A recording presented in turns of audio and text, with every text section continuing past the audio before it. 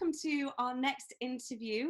We're really happy to be here today and to talk to you guys. My name is Ray Piper and this is Paul Chantry. We're the co-artistic directors of Chantry Dance Company and also choreographers and performers out there in the industry. And it is our delight at the moment to be able to interview some of the industry's leading figures and bring these interviews to you. So today we are so thrilled to be able to interview this particular icon of theatre. We're going to introduce him to you now. We are interviewing Bill Deamer.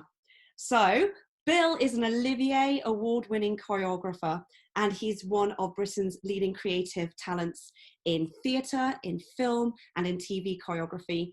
He's choreographed West End shows, he's choreographed for the TV tours, so many different things, and he's the UK's go-to creative for period choreography. Now, you may have seen Bill's work in shows such as Top Hat and Follies, or even on the TV in shows like Strictly Come Dancing, which I'm sure a lot of you guys have definitely watched. And it's our true privilege and honour to be able to talk to him today. So, hi Bill! Hello, hi everyone, hello! Oh wow. What a lead-in, thank you. Oh, no, totally deserved. So thank you so much for your generous time today. We really appreciate that. And we have got a lovely series of questions for you so that people can get to learn a little bit more about you and your career and that sort of thing. So if okay, well, sure, go ahead. I'll do my best to answer them. Cool, so let's go right back to the beginning. So how did you get into dancing? Are you from a theatre family, or was it something you always wanted to do? It's an interesting one because it's quite involved, but I'll start at the beginning. My father was a brilliant pianist and musician, and he lived a lot of his younger life in Hollywood, and he was involved in a lot of the Hollywood films with a wonderful composer, musical director called Harry Revel. And Harry Revel was the musical director for the Andrews Sisters. Oh, so my father came from that time. He was a great deal older than my mother, and when they met, they had 5 children. My mother was a great dancer. And so what happened was my 2 other sisters, they went to dance school. And I went along one day and watched, and I thought, I'm going to have a go at this. And it just happened. You know, and I joined in the dance. But in those days, of course, there weren't many guys really doing it, you know. And I worked my way up, and then I went to drama school, where I trained as an actor, singer, dancer. And that's how it all happened. And it wasn't until I worked on a production of Cabaret in the West End with my mentor and the genius, who we sadly lost, the wonderful Dame Gillian Lynn. And Dame Gilly was probably the biggest influence in my life. I was dancing, I'd been rehearsing with her for a week, and she said, Billy, come over. She said, we're going to go and have a coffee. And I said, great, fine, you know, shaking, thinking, oh my God, what have I done? You know, my leg extension, my développé wasn't good. I was off my pirouette. And she said to me, you're a choreographer, you're a director. She said, you actually see with an eye. And when I finished in Cabaret in London, I went to Salisbury Playhouse and did a few musicals, and I never looked back, and that was it. So I was lucky because I'd worked with lots of wonderful choreographers and directors and learned how to do it properly, you know, which sounds a bit arrogant, but I did. I learned from wonderful artistic geniuses, and I've never looked back. There you go. So really, yeah, I learned to actually look at it through my eyes and see it a different way. I think so many people nowadays try and, oh, let's do it like that. Let's do it like that. You can't do it like that. You have to come home and sit in this place here, which is where I sit and create my stuff. In fact, on that table there, yeah, is all my preparation for Hello Dolly.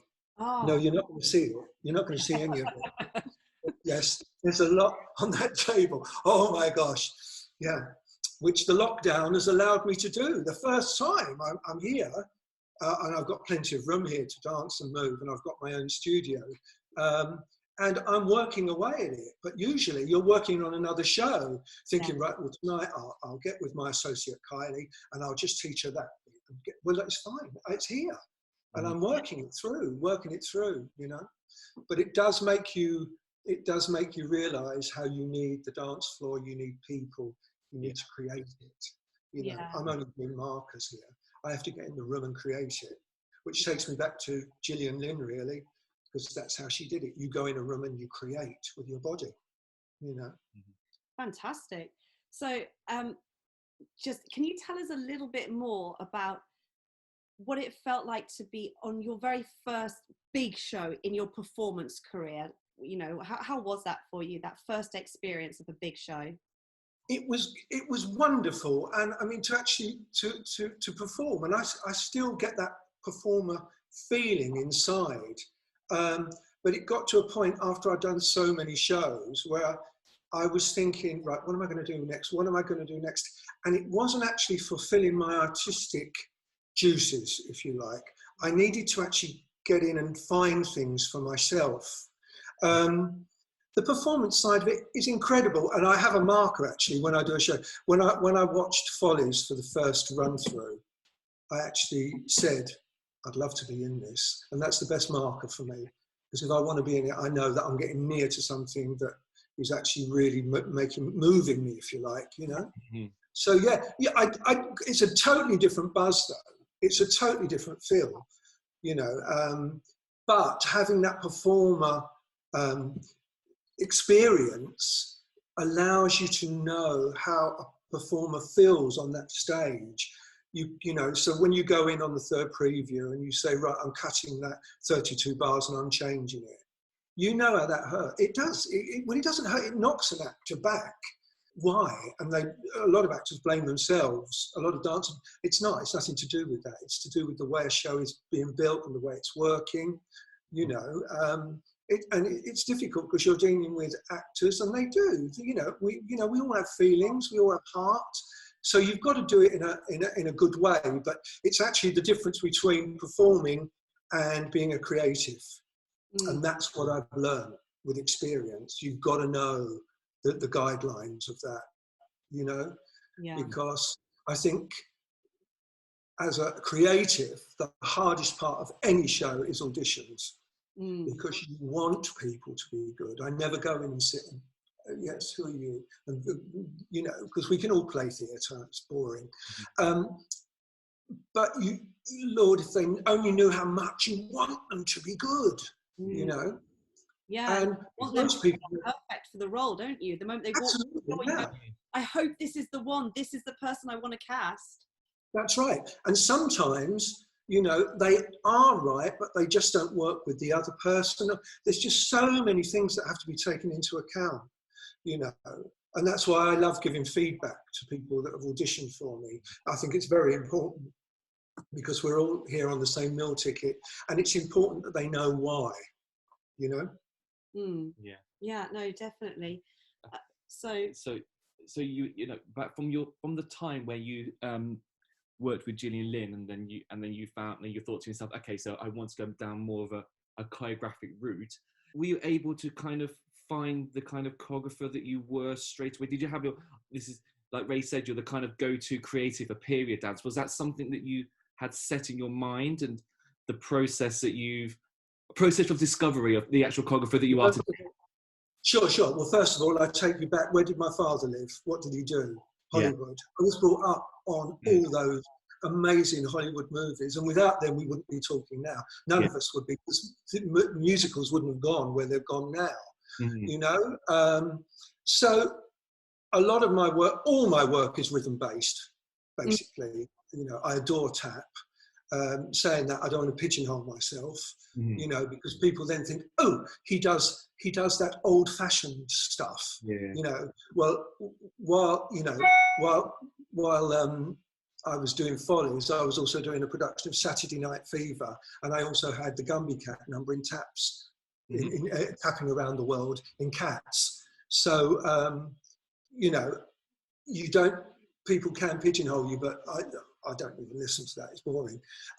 So I developed a style that was rhythm-based, really, I adore Fred Astaire and Ginger Rogers and Sid Charisse because they were the real beginnings of it, you know.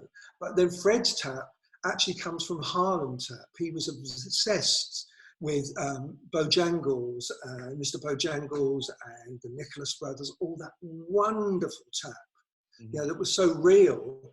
And Fred took that and he made it into what he did, you know.